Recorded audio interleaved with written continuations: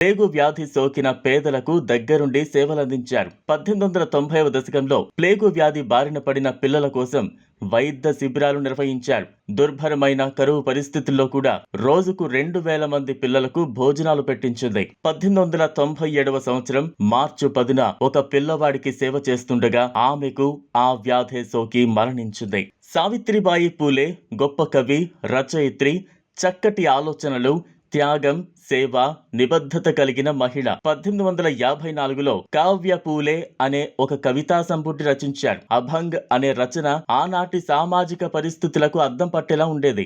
సూటిగా, సరళంగా ప్రకృతి వర్ణన, జానపద కళలు ప్రతిబింబించే కావ్య రచనలు చేశారామె. 1897లో ట్వాన్కాసి సుబోధ రత్నాకర్ 11 పేరిట కవితా సంపుటిని ప్రచురించారు. క్రాంతిబాయిగా ప్రజలందరూ పిలుచుకునే సావిత్రిబాయి పూలే ఆధునిక భారతదేశ చరిత్రలో ధృవతారగా వెలుగొందుతూనే ఉంటుంది.